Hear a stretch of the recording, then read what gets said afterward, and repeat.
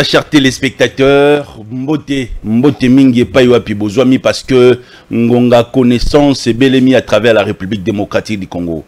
Nous avons le privilège de recevoir ce soir l'invité principal de l'émission pour que nous puissions parler de la spiritualité.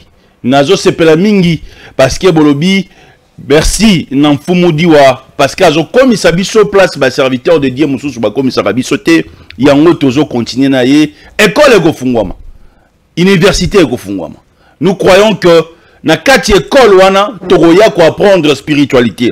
Réalisation émission lelo esimami pa doma yala na pesimbote mingi honorable Ntingi Pululu na pesimbote mingi na mwana mboka Paul Toussoua na considération de cette émission na pesimbote na ba fidèle ya émission oyo parce que vous allez scotcher cimenté lelo tokolobela nini tokolobela spiritualité ndenge nini okoki ko bomba ba faire na yo esimba ndenge nini mutu akoki ko mikanga ami bomba atoza mosika mboka atoza na Kinshasa.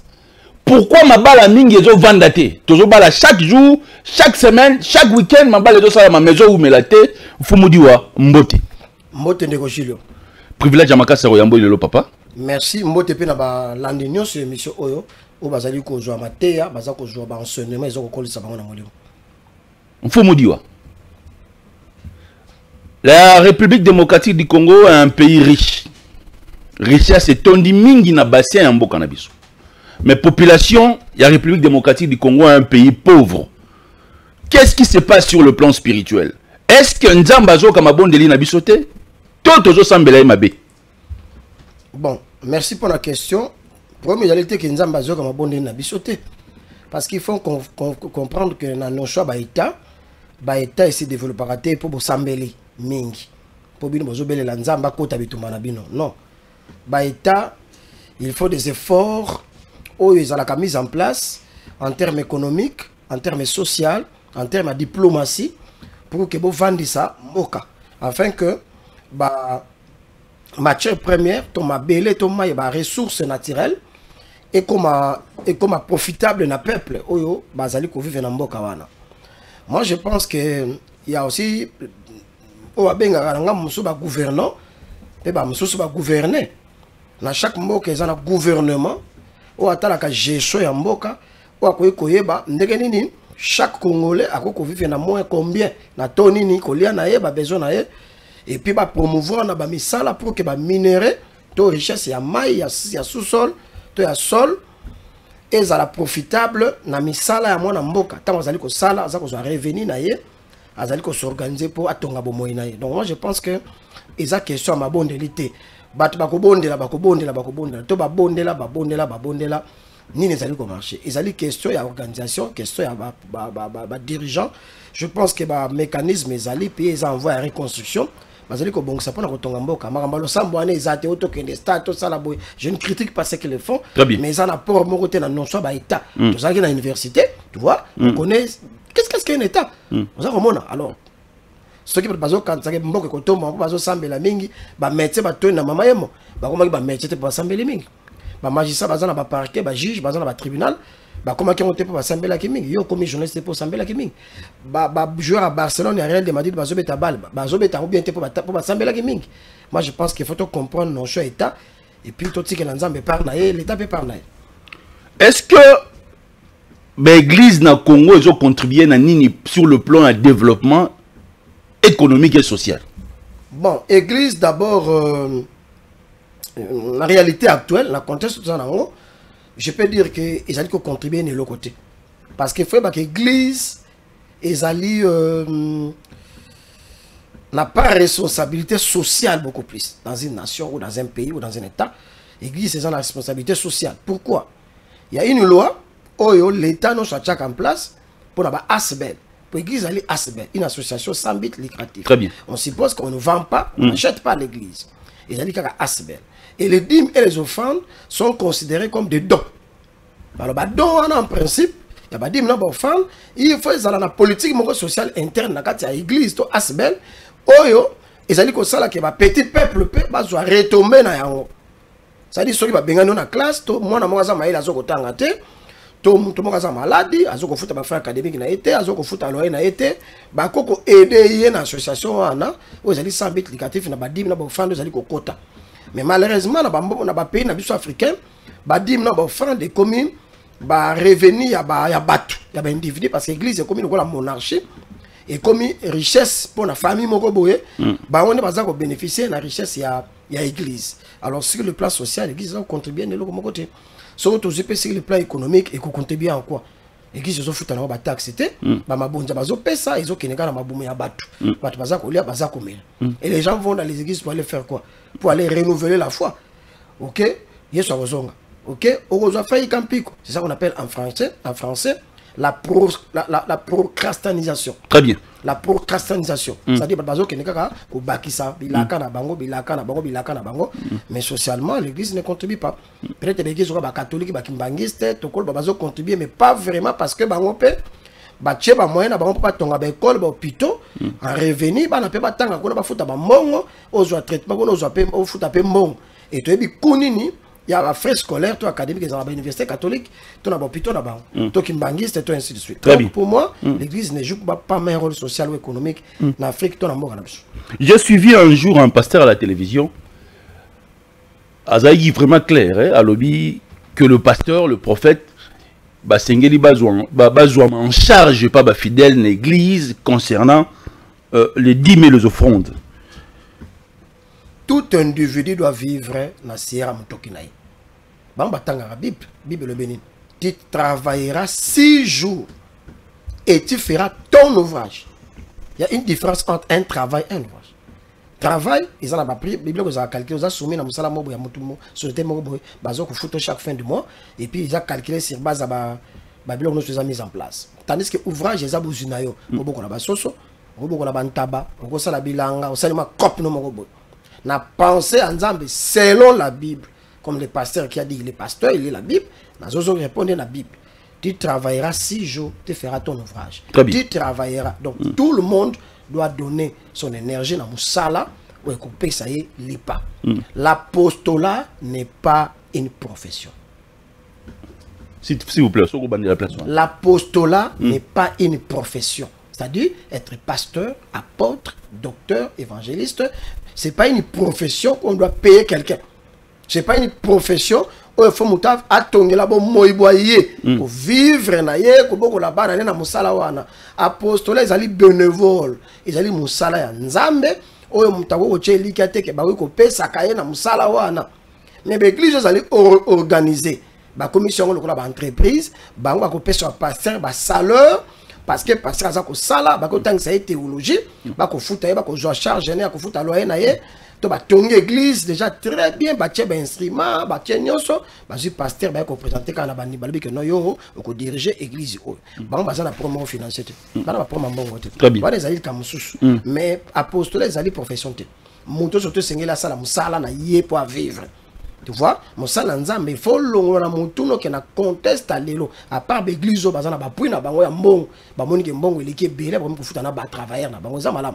Mais moutoufa ça là moutouki na yi moutoufa à répondre na ba besoin na yi moko Gilo à un certain âge il faut cesser de croire que moutako ko jolo charge la banana yo moutako boko lo banana yo moutako lesa yo ah viens mo na mikili viens mo na ba na ye non à un certain âge on dit en psychologie à chaque âge correspond une responsabilité à chaque âge correspond une responsabilité moutouta maza ko kola achara moutune que charge ba kimaka ngote olinga te plus ozo kola plus que ba charge ezaliko ya parce que montou a hostile à Canada pôle le pôle de besoin et le pôle de satisfaction des besoins tu vois le problème devient des besoins et des besoins devient des pulsions à un certain moment qu'on ne peut plus sans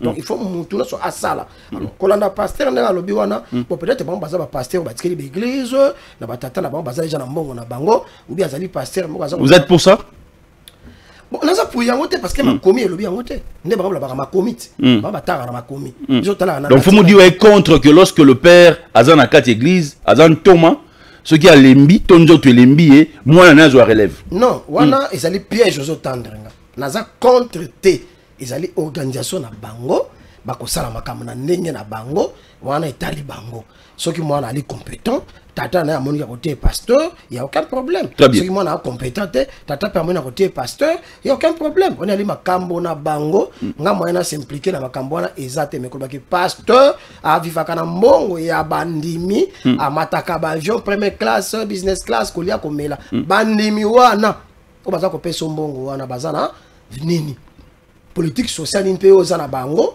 ozana ngo pona bango très bien ne prom nangesa kawana politique ni sociale au pasteur vers na bango église ba bola boni ozo aider bana boni ozo tangisa ba nani olongoli pe na pauvreté ndenge pe yo ba chone église ba futa ko salaire olia kombela ko kenda ba poto boni yo polongoli na bobola. C'est ça que je dis. Bato bazo ki na l'église, ko pesa ba mabonza, ko pesa ba dim, passer aza ko mvoama, aza ko lia na keza contre terre, aza ko lia aza ko mela et baza ko mona retomber social ba pauvre na l'église. Donc li bato ba ki ko zambongo na ba chef de l'état. Boto zo ba 100 000 100 000, to zaki ba 200 000 200 000. Monta 100 000 et page na chef de l'état, a ko somba Porsche et $90 000. Monta 250 000 na chef de l'état, o a uto ko le ka balobaki.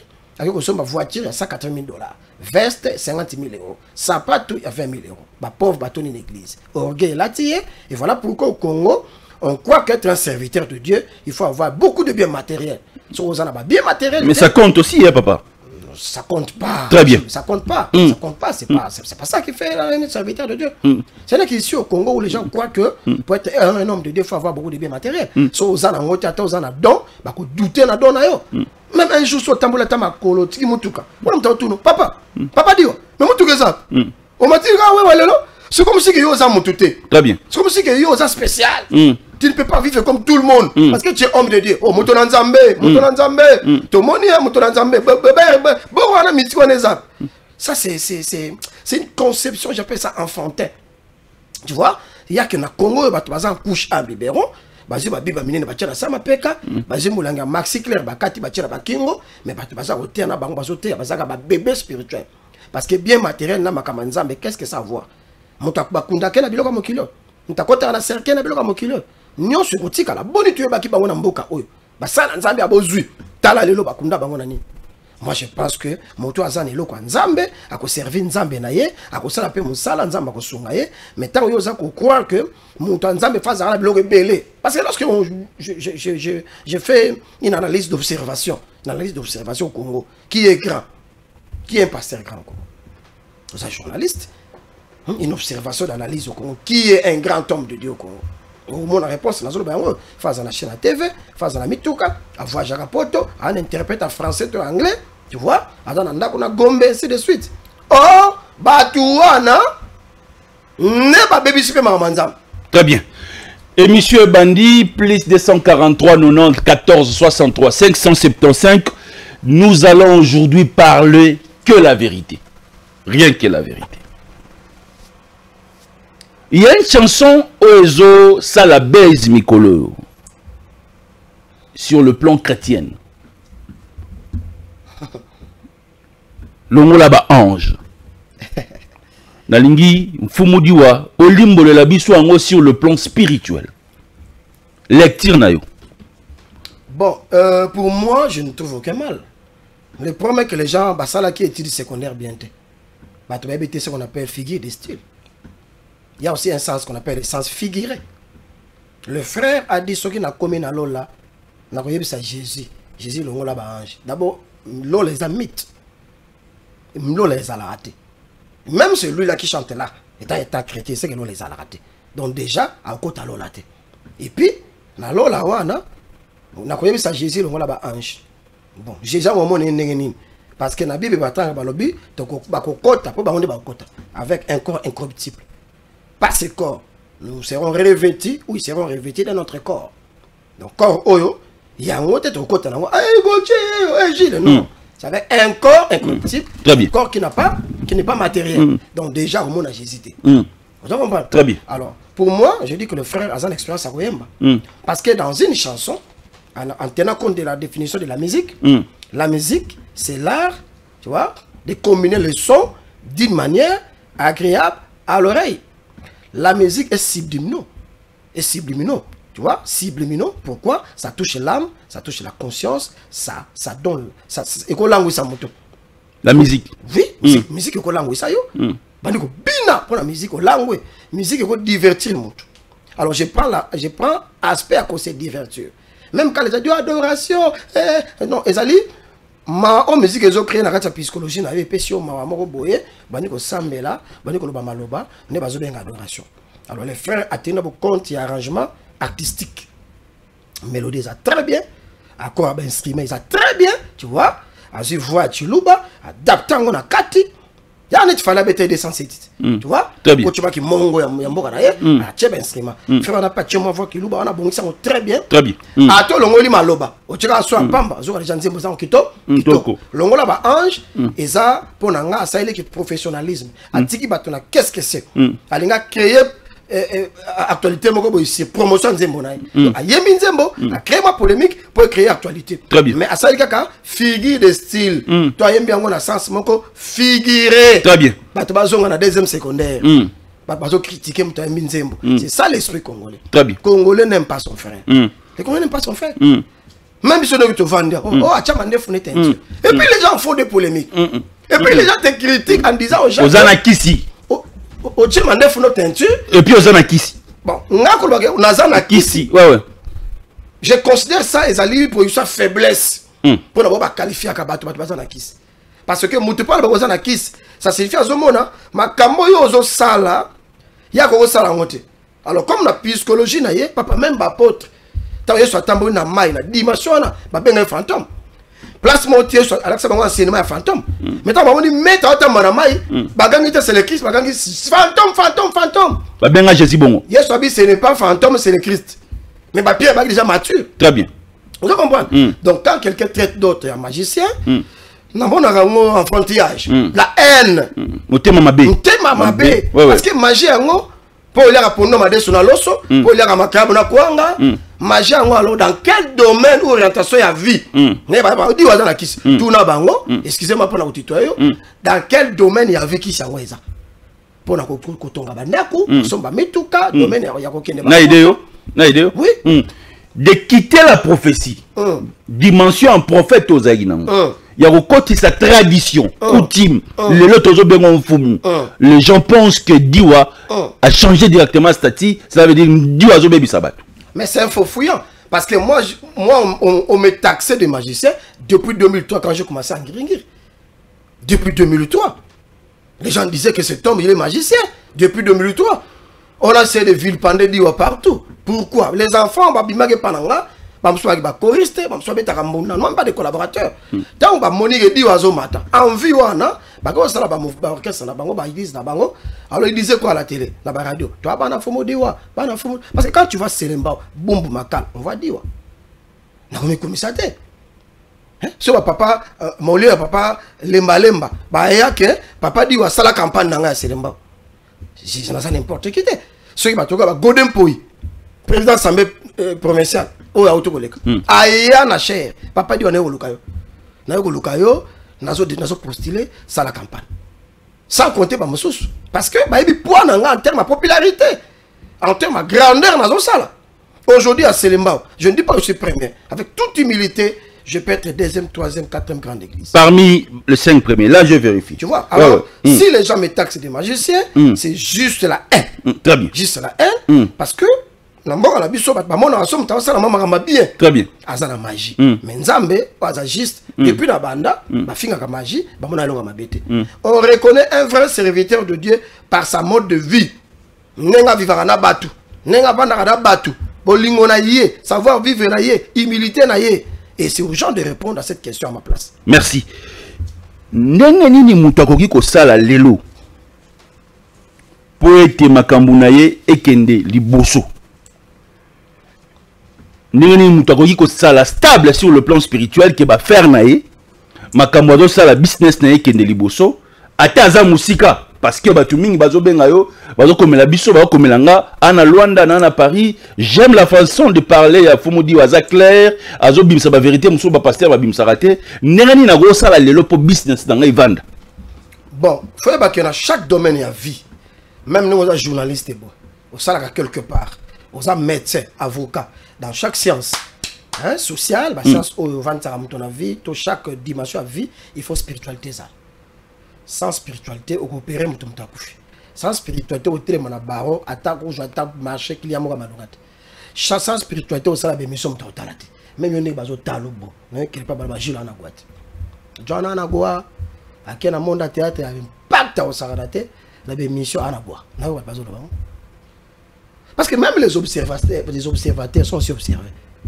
Et si tout le monde savait, c'est que tout le monde disait, si tout le monde, personne ne parlera à tout le monde.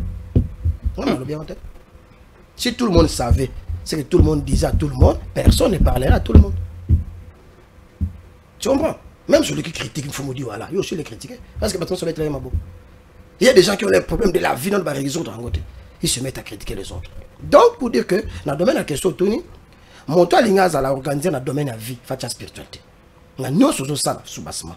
Spiritualité, c'est la makukuma tatu masimba ganzungu. Makukuma tatu masimba ganzungu veut dire quoi? Ma banga misato vanza ganzungu. Spiritualité fait vanza yo. Et après, au salut musala, et accompagner yo. Afin que tu aies du succès et que tu réussisses dans tout ce que tu entreprendras. Première chose, le bain spirituel. Le bain spirituel. Même si vous êtes ailleurs. Le bain spirituel, comment ils vont le faire? Nzamba appelle ça océan, appelle ça munga na océan, akabola ba mbisi ya fleuve na océan, maya fleuve za pembe ya océan za mwendo, nzamba ti munga na maya océan, maya fleuve za munga te, mbisi ana kati ya fleuve akole ka océan te, mbisi ana océan akole ka kota fleuve te, masuwa oyo uti poto so komi na elongwe ngamba océan, pe kota na ngamba fleuve ba changer pilote, pilote à fleuve azui. Pilote à fleuve, ce qu'a même bana mata de tibo mati na mwanda apesi pilote ya océan. To zwango blague te. Nzamba tia mungu na maite pe to tchaka na pondu, to tchaka na madesu. Il y a la spiritualité. Et on appelle ça les pays, des pays en profondeur, l'océan. Et oui, une grande partie à monde des amailles. Tu vois? Alors, mon tour ça pour sa purification, il faut azwaka mungwa. Au lobby na mungwa. Mungwa. Ozali ingrédient à océan te à mer. Ce n'est pas la sorcellerie, ça. Ah, mais Gilles. Mungwa de le commis sorcellerie. Jésus a répondu à cette question. Jésus. Voilà le bâtiment. Comme il y a un provoqué ngai. Voilà l'autre. Jésus a répondu à cette question. Il a dit quoi? Jésus a dit quoi? C'est pas moi. Il a dit quoi? Il a dit, vous êtes le sel de la terre. Mais si le sel perd sa saveur, avec quoi l'assaisonnera-t-on? Il ne sert plus qu'à être jeté dehors et foulé aux pieds par les hommes. Vous êtes le sel de la terre. Vous êtes le sel de la terre. Et il dit, le sel c'est une bonne chose. Le sel c'est une bonne chose. Disons ça dans la voiture, c'est pas moi. Ah, je Bible, Bible. Oh, je me réfère. Hein? Le sel c'est une bonne chose. Luc 14, verset 34. Ce n'est pas moi. Très bien. Le sel, c'est une bonne chose. Mais si le sel perd sa saveur, avec quoi l'assaisonnera-t-on? Donc, le Nouveau Testament, tout ça. Donc, Lévitique. Lévitique 2, verset 13. Bah, comment? Tu mettras du sel sur toutes tes offrandes. Tu ne laisseras point ton offrande manquer de sel. Signe de l'alliance de ton Dieu, sur toutes tes offrandes, tu mettras du sel. Du sel, signe de l'alliance entre Yon et Nzamba. Oh, tu as un biloko. Tu as mal mettre papa. Parce que moi, je na keno suppli loin. Non, je provoquer un Gilles. Il y a ça, pas de provoquer. Hein? Toki Ézéchiel, chapitre 16. Ézéchiel chapitre 16. Verset 4. Verset 4. Ézéchiel 16, 4. À ta naissance, au jour où tu naquis, ton nombril n'a pas été coupé, tu n'as pas été lavé dans l'eau pour être purifié. Tu n'as pas été frotté avec du sel. Ézéchiel chapitre 16, verset 4. Tu n'as pas été lavé dans l'eau pour être purifié. Tu n'as pas été frotté avec du sel. C'est l'eau, tu n'as pas la sel. Il y a mon. Il y a combien? Donc même Dieu reconnaît que le sel purifie et l'eau purifie. Très bien. Donc le pratique passe comment? Cela veut dire aux yeux mungwana, au sommet mungwana. Au lobby na mungwa. Donnez le sens à votre sel. Très bien. C'est les alliés éléments naturels. Tiens la maille sokola. Tiens la maille sokola. Purifie ton corps. Très bien. Ngamuna yambi une émission, cela veut dire que nous plaisons maloba nyonso loba lelo na aider ba téléspectateurs awa vanda. Vous appelez le sous-té vanda. Il y a une église au Congo. Oyo baboya kabatu balia misuni. Est-ce que ezali mabeto malamu sur le plan spirituel? Musuni ngulu ezalaka na ba conséquences nini sur le plan spirituel? Ngulu. Bon, faut comprendre que musuni kolia yango ils ont la catégorie misuni ko kolia. O ba pekisi mutali ate na nature, na spiritualité. O ko kolia te. Je te réponds comme un homme expérimenté dans la spiritualité. O ko kolia te, ils ont ba nyama o ba benga les animaux ou les oiseaux prédateurs. C'est-à-dire les animaux ou les oiseaux qui mangent les autres animaux ou qui mangent les autres oiseaux. Donc, il y a bangote. Donc, la mboa, donc la niaou, donc la lion, donc la léopard, donc la ainsi de suite. Mais mboa zolia maléo na Kinshasa. Kasi yango ba ko mutema mabete. Moi te mutu ko mikanda kana nzela. On a dit que boni. Moi papa qui ambote. Mutu ko ko mboa, zo yango na mote. Qui na ba TikTok. Kama oli mbote. Koma ka ba mboa ebimi. Mamusu bali mboa na ignorance. Et puis Congo mutu to ko mina mandef. Le comme ça bato. Ka ba blo ba zolia rat. Moi na mukela Congo za la soute. Kuto be mutu petit na Congo tomboki. Donc ça est plus voilà. Ba animaux linatiques ba nyamara ba changer comportement na bango brusquement. Na niaoupe. Na niaoupe. Ba lia bango te. Les restes okulia na yo. Taba ole na yo ngulu za animal linatique te okulia na yo. Ils ont la conséquence ngulu aliaka ni ba joki milim ba chaki na bango. Non. Il y a pas un problème. Ngulu so ba sala on ki tok ba chema tungulu. Tu manges et puis tu es rassasié. Papa nature ko ngulu confiance ni na spiritualité na. Ngulu za musuni na yo wana ozolia. Vous comprenez? Mais ba nyama o baza prédateur olia bangote. Donc ce qui église et puis que ça bat ba la misuni, ils ont mabete, ils ont la sens wana. Très bien. Ce qui bango balia kanyo sauté, wana komi doctrine na bango, wana komi philosophie na bango parce qu'il faut pas ignorer que les doctrines ou les dogmes sont fondés par des leaders. Voilà ko balelo. Église la foulard rouge. So là tu vas te cotater. Ce n'est pas Dieu, c'est moi. Parce que l'homme a une tendance d'influencer son mouvement.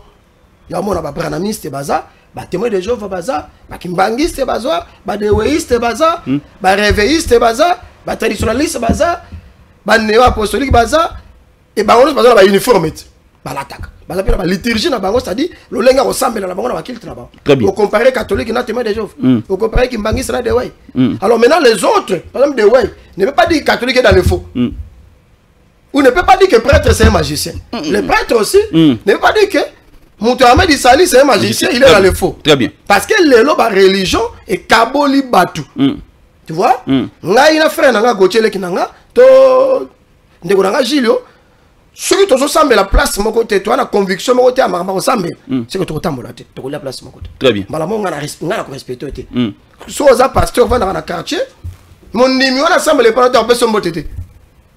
Nous sommes dit pasteur là, daddy, mais pasteur à Mutumouzou, Aza aventurier, Aza faux, pour la nini, à partir de la guerre sociale, la guerre des intérêts individuels. Très bien. Oh, le pasteur va introduire une mentalité bandimi, comme la polémique, va avoir la Gaulois. Très bien. Alors c'est ça qui est mauvais. Donc la religion est un frein.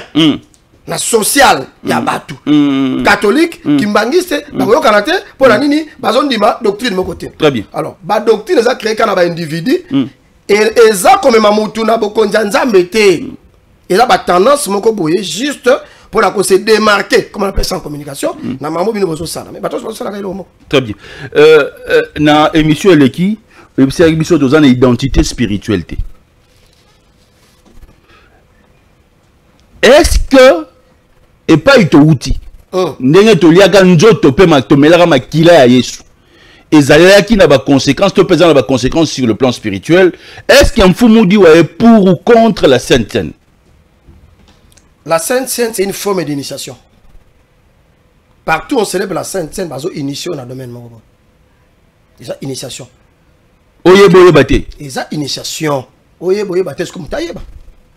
Parce qu'on ne peut pas dire Jean Makila, Mela, Joali pas Mela, le col a Nzoto Yeso, Makila Yeso. Yeso a qui n'a Nzoto, Zé Nzoto. Azaki Moutou, Zay Moutou. Alia qui toi, Alia qui te. Yeso a Sogola qui toi, Sogola qui te. Yeso a Tambola qui toi, Tambola qui te. Yeso a Lala qui Pongi, toi, Lala qui Pongi te. Yeso a Brossa qui minou, toi, Brossa qui minou, naïte. Bon, Léa Makila, Léa Makila, Léa Nzoto. Comment on l'a? Même quand lui, Jésus, en tant que grand maître, il a enseigné ça là-bas, apôtre, 60 Makimaï. C'est pas un enseignement facile. Comme tout ça, quoi avaler. Ce sont des enseignements très complexes. 60 Makimaï. Comment on l'a pour une initiation. Dans toute l'église, il y a un baptême à maille. Il y a une initiation. Il y a un bilima. Ande tokendara anjili baba dindisio. Et ça au kablo na bilima. Bakabio na bilima mai. Voilà.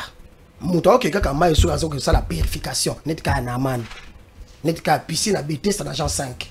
OK ko se purifier. Yo moko. Mosala nzamba compagnie te. Yo moko ke na océan. Oh je me purifie.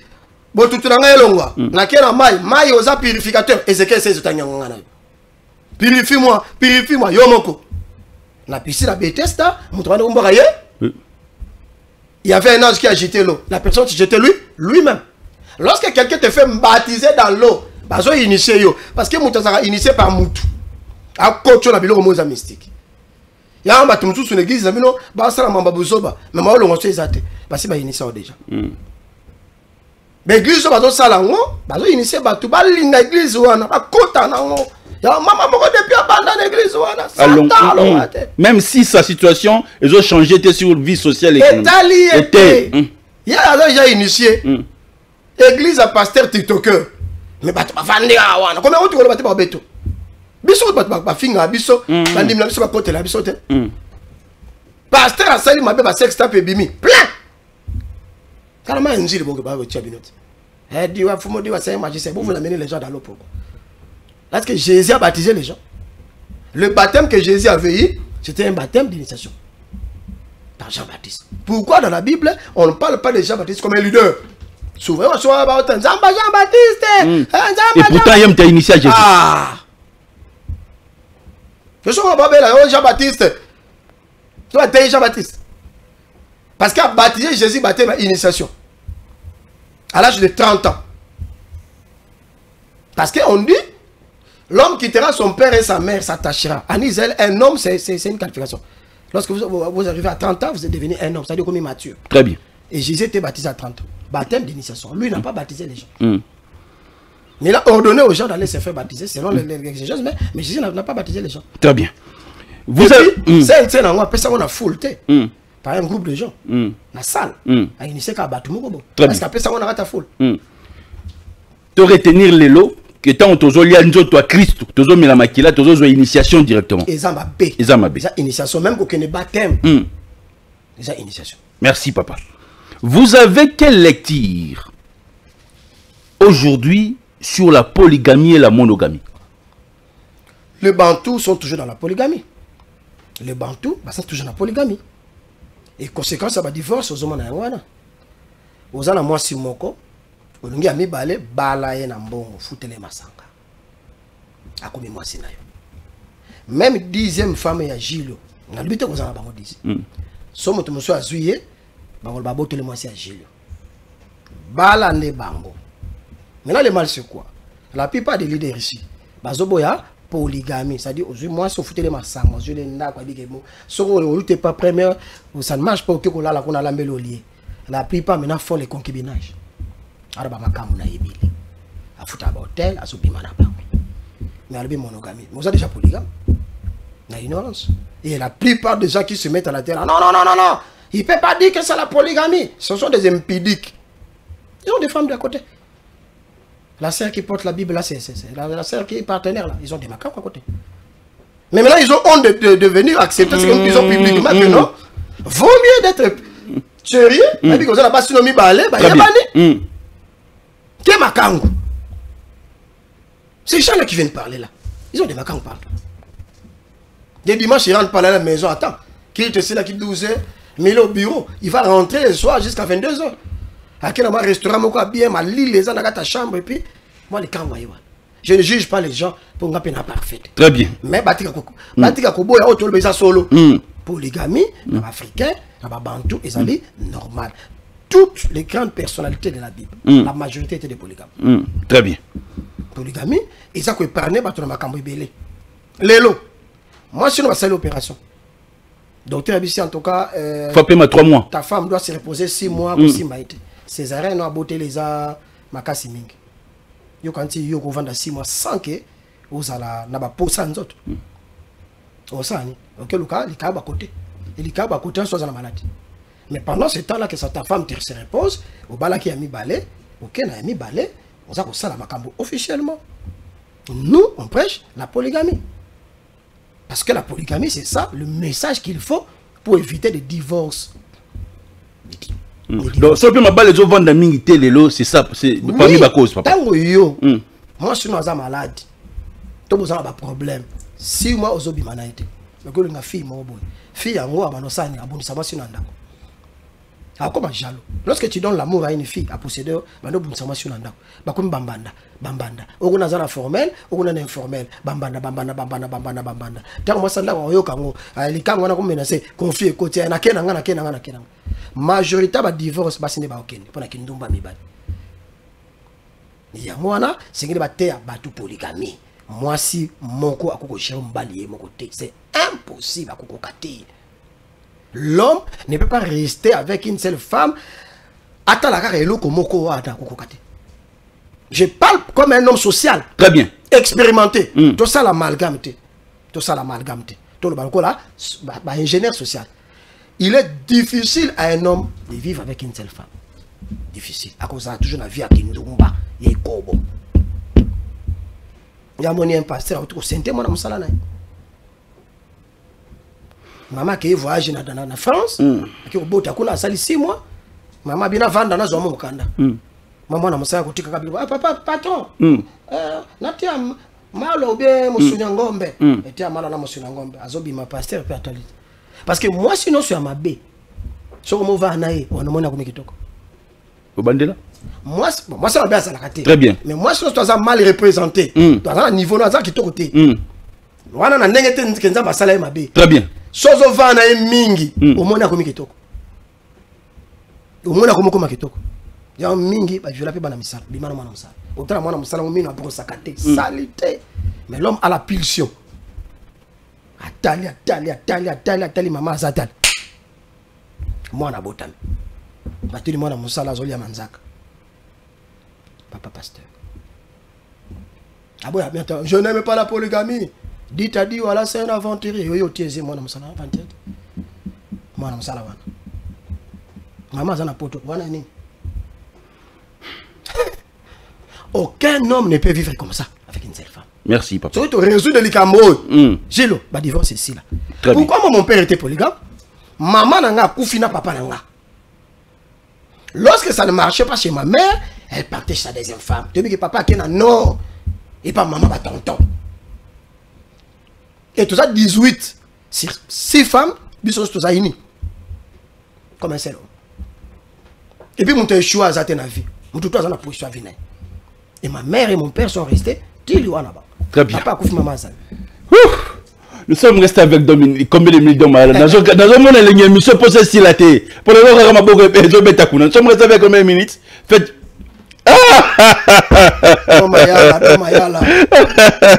Accordez-nous 5 minutes, PDG. Accordez-nous 5 minutes. Excellence, Ting Pouloulou. Accordez-nous 5 minutes. Paul Tessou, accordez-nous 5 minutes. Daddy. Fumu. Fumu. Papa, ils papa. Mouto ya sundola ba parents na ye. Avant dernière question. Moi si ya sundola ba parents na ye likola mobali.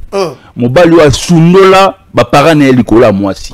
Est-ce que ezali na ba conséquences sur le plan spirituel? Très grave. Ah, Gilo, maman botio, papa botio. O komi na moi bozui. Ozo négliger ba parents na yo. Maman na yo, anyo netinga maman do tenga mikate. Pour attendre la classe, na commis na 3e secondaire, Gilles, vu passer les questions, na qui boy. Na matade pas Marcel Baudelaire, na boko la bamboa. Na 6e classe, na boko la bamboa Gilles. 17h na koti boulot, 6h na bimi. Ba na matade ba yepi. Surtout congé na temps na secondaire, na ko teka kwanga na yimpese na matin na train na songololo na ke teka ba kwanga na bagar na lai na gare wana na zeli susu train ko zonga boye na zongi na mboka na. Alors maman nanga na négligé pour moi si alobi tomba na lobi ba on se ba négligé ba parents na bango parce que ba pesa ki prophétie kaza ndoki baza bato maboma baza normal te. Comment ta femme peut influencer boya maman na?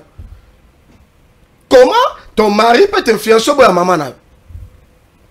Bashi wana babala bango na mibali so maman mbala ipa na ye ezalaka maman mbala na za ndoki yem ta frene ndako yem ta linga ta bota akangi mabota mais maman na ta bazo bokola mwana na ye yo maman ozalaki te ebele mwana ki kotala likangu ne na lemba maman na zaka na venir landi to papa na venir landi mais akoma ta wana te mais ke na lemba chaque jour papa na kola ta pantalon na se fongami eloko na se ezate maman ne ba ko bengane na pompi na papa ta pamba mais ça prêtre ça mta malonga yebana. Celui qui ne sait pas prendre soin de sa famille et de ses parents, il est plus qu'un païen. Combien de nos mamans sont marginalisées? Combien de nos papas sont marginalisés pour l'enseignement qu'Azam Noki? Ils ont bloqué les bottes. Alors, mi balo ba manipuler bango déjà. Ceux qui m'ont salué naïe, bengana maman naïe, a bengani maman naïe. Il y a même des pasteurs qui ont donné des prophéties. Comme nous talaga papa na hôtel. Pour payer sa maman non bon, on fait un prier là en on. Ah! On prier les mbongo, on paye sa maman na pour bien Azam Noki. Maman koufi awa famille ozana poto basambela na message sur ya combat sur ni babi ne ba matanga te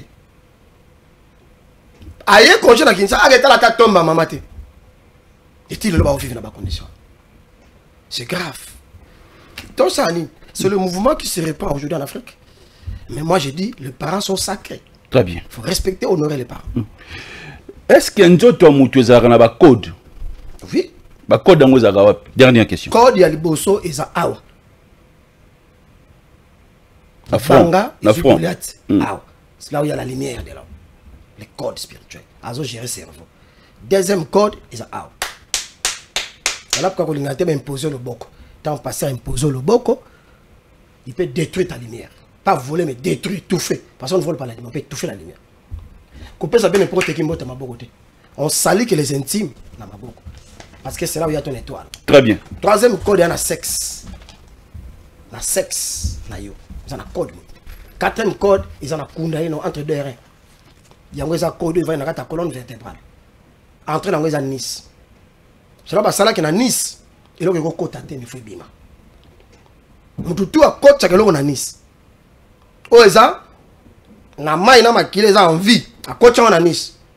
Il y a une énergie dans Nice, ils ont géré corps en général. Parce que l'homme a la forme d'un serpent. La tête se trouve dans le cerveau, la queue se trouve entre deux reins, la Nice. Donc, qui les a? Très bien. Et puis, on a pillé. Bon, pillé, c'est un corps matériel, non vie. Ça la vie. Très bien. On suppositoire, c'est normal. Mais on introduit un corps qui vit, un corps vivant. Il y a le sang, ça coule. On introduit ça derrière là-bas. Sache-le que les gens qui le font mourront pauvres. Ils vont beaucoup faire parce que le code na yo na katia kundali na yo. Ils ont place où mutako kotate nzamba kanga yango. Tu vois? Il y a un moment sur la une opération pour se rassurer que bilo sont autres zongi, faut beta gaz yo makelele. Très bien. Il a dit c'est que porte on est kangami. Ta gaz one. So beta makelele te za kufunga. Mi bale bele pe bazana ben puissance sexuelle ko ba ondeni. So beta ba gaz ya makelele te. Ozana hémorroïde ni sur za kufungama, ils ont kota mpépé, moi sexe no tele mamala ekozala te. Donc code monsieur za na katia anisia mutu. Très bien. Pour développer mon émission monsieur. C'était Mfumu Diwa, un homme sage à travers la République démocratique du Congo. Nous avons commencé cette émission en douceur et nous avons atterri aussi en douceur. Une telle adresse, Petit Pont, arrêt Petit Pont, et la prison à Makala. Au lobby Kana Luka Pam Mfumu Diwa. Chaque dimanche, plus ou moins 10 000 personnes te yanga na pour écouter la spiritualité, pour attendre et comprendre le monde spirituel. Merci papa. C'est moi qui vous remercie, Gilles. Merci. Un grand merci à Don Mayala qui a assuré la réalisation de cette émission. Je dis un grand merci à Dem Construction. Un grand merci à Mangoui du Business. À Omega, Omsa TV. Omega Omsa TV. La pression vraiment beauté. Nous avons senti loin deuxième est prédiqué. Tous à codé, tu as la code moral spirituel. Tini pour nous, Topession Mbote, Paul Toussi, Topession Mbote. Un grand merci. Naba, téléspectateurs, n'y en sont tout. Il y a émission, restez scotché, si monté via nos programmes. Ciao.